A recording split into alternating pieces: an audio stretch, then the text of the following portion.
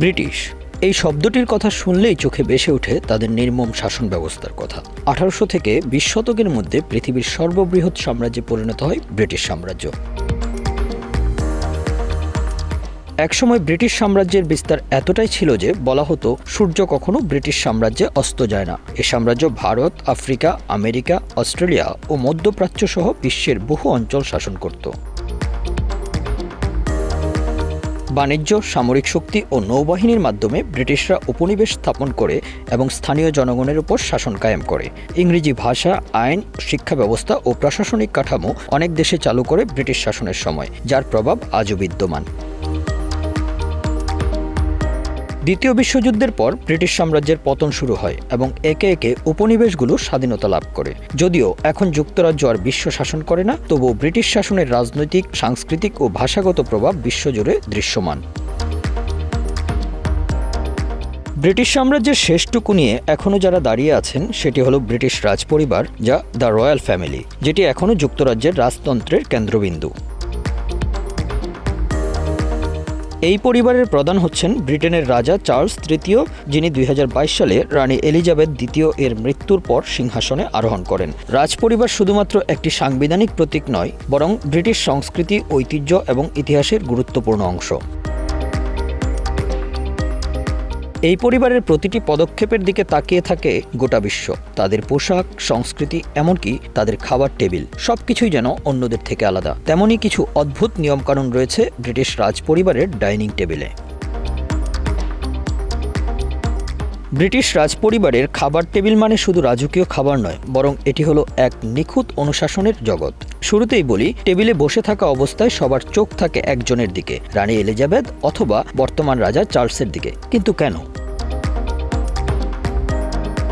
কারণ টেবিলে খাওয়া শুরু হবে রাজ ব্যক্তি শুরু করলে, আর সবচেয়ে অদ্ভুত বিষয় হলো তার খাওয়া বন্ধ করলে সবাইকে খাওয়া বন্ধ করতে হবে তৎক্ষণাৎ। আপনি যতই ক্ষুধার্ত হন না কেন, প্লেটে যতই খাবার বাকি থাকুক, রাজ ব্যক্তির শেষ কামড় মানে হলো ফিনিশ।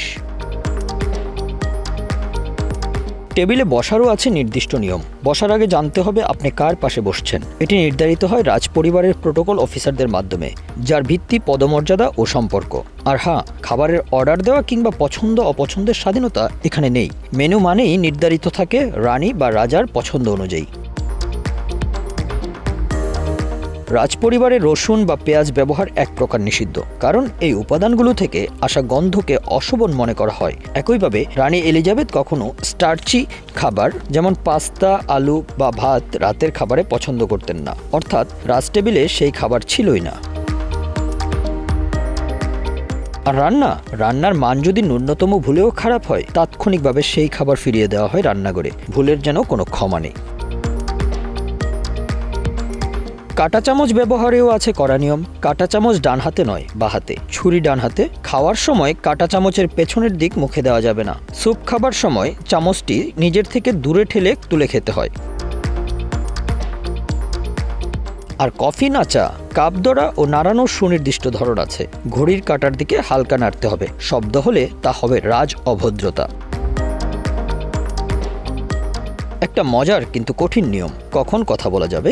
রাজপরিবারের ডিনারে প্রথম কোর্সে রানী বা রাজা তার ডান পাশে বসা ব্যক্তির সঙ্গে কথা বলেন, দ্বিতীয় কোর্সে তারা কথা বলেন বাম পাশের অতিথির সঙ্গে। এটা এতটাই সুনির্দিষ্ট যে অতিথিই প্রথমে বুঝতে পারেন না কখন কথা বলা ঠিক হবে। শুধু মানুষ নয়, রাজপরিবারের পোষা কুকুরের জন্য নির্ধারিত থাকে আলাদা খাবারের মেনু। রানী এলিজাবেথের কুকুরদের জন্য রাধা হতো বিশেষ খাবার। তালিকায় ছিল ফার্মের মুরগি, চাল ও সবজি দিয়ে তৈরি তাজা ও স্বাস্থ্যকর খাবার। এই কঠোর নিয়মগুলোর প্রজন্মের পর প্রজন্ম ধরে চলে আসছে ব্রিটিশ রাজপরিবারে। হয়তো সাধারণ মানুষের চোখে অদ্ভুত, কিন্তু রাজপরিবারের চোখে এগুলোই রাজমর্যাদার প্রতীক। Bangla affairs news desk.